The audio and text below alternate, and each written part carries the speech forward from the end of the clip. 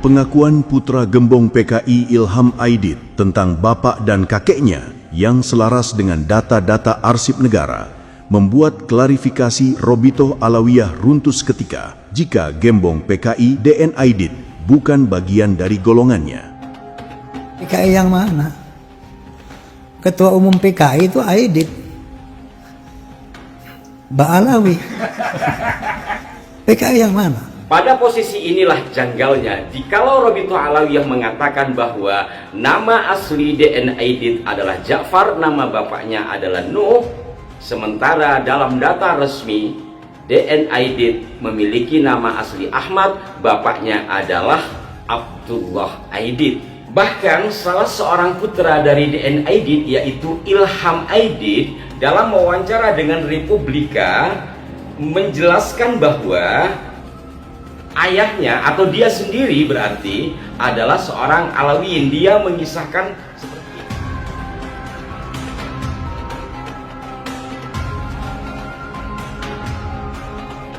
Biasanya menjelang tanggal 30 September bertepatan dengan peringatan G30 SPKI, orang-orang dari klan Baklawi akan sangat ramai bernarasi di panggung-panggung ceramah, menyebarkan isu-isu kebangkitan PKI kepada umat Islam bangsa Indonesia. Seolah-olah dalam tragedi kelam 1965 dahulu, korban kekejaman PKI adalah orang-orang dari golongan mereka.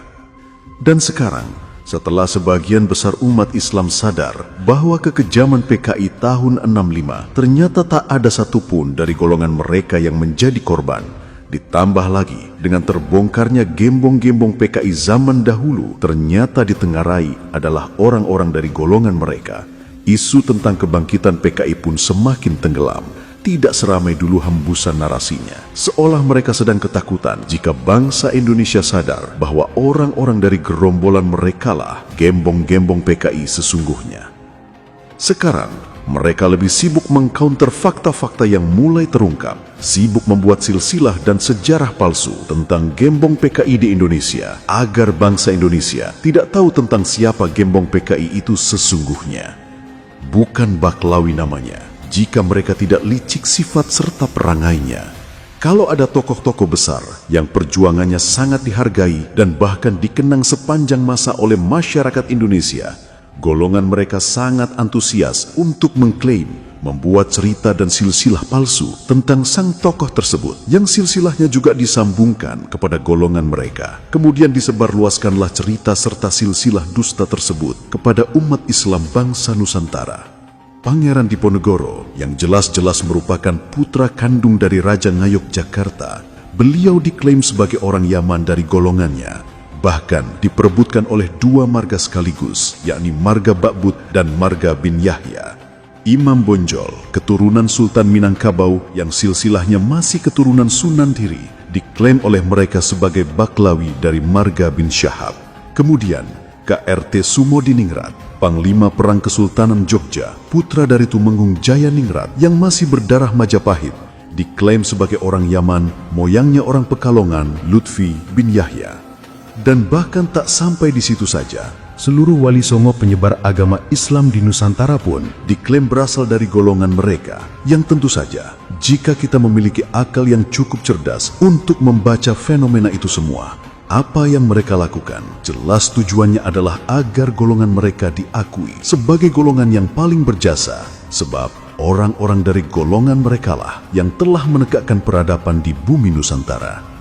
Ironisnya, ketika tokoh-tokoh besar pribumi Nusantara yang sama sekali tidak ada sangkut pautnya dengan golongan mereka, sangat gencar mereka klaim sebagai orang dari golongannya, justru ada orang yang benar-benar berasal dari golongan mereka, tapi memiliki sejarah kelam menjadi pimpinan pemberontak dan menjadi biang kerok terjadinya pembantaian besar tahun 65. Golongan mereka sangat keras untuk menutupi itu semua, menafikan bahwa dia adalah orang dari golongannya, hingga dibuatkan riwayat serta silsilah palsu tentang dia agar orang tersebut tidak dikaitkan lagi dengan mereka.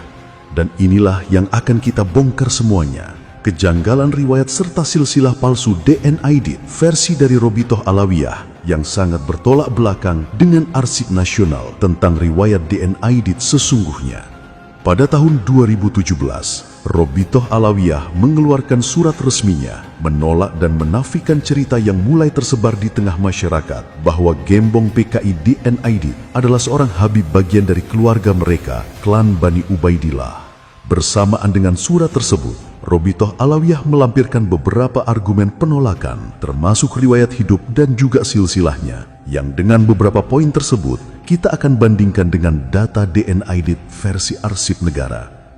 Yang pertama, Robitoh Alawiyah menuliskan bahwa nama asli DN Aidit adalah Jakfar, ayahnya bernama Nuh, sehingga dua huruf di depan nama Aidit, yakni DN, menurut Robitoh Alawiyah, adalah singkatan dari Jakfar bin Nuh, selain singkatan daripada Dipa Nusantara. Hal ini berbeda dengan yang tercatat dalam Pustaka Nasional yang mencatat bahwa nama asli DN Aidit adalah Ahmad, sedangkan nama ayahnya adalah Abdullah Aidit. Perlu diingat, nama Jakfar bin Nuh yang dibuat Robitoh Alawiyah untuk DN Aidit jelas tidak ada sumbernya. Kita persilakan untuk mencari sumbernya di luar Robitoh Alawiyah jika Anda semua mampu menemukannya. Sebab sumber-sumber sejarah di luar sana malah menceritakan bahwa ketika Ahmad ingin mengganti namanya menjadi Dipa Nusantara, ia sempat ditentang oleh ayahnya. Namun karena saking gigihnya Ahmad ingin mengganti nama, maka ayahnya pun menyerah dan menuruti keinginan sang anak tercintanya. Dalam situs resmi Kepustakaan Presiden perpusnas.go.id, ini tidak bisa dipungkiri data lengkap tentang dirinya tertera di sana. Pada dasarnya adalah bahwa DN Aidit memiliki nama asli Ahmad Aidit. Bapaknya adalah Abdullah Aidit.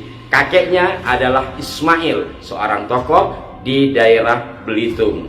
Nah, pada posisi inilah janggalnya jikalau Robitoh Alawiyah mengatakan bahwa nama asli DN Aidit adalah Jakfar, nama bapaknya adalah Nuh, sementara dalam data resmi DN Aidit memiliki nama asli Ahmad, bapaknya adalah Abdullah Aidit.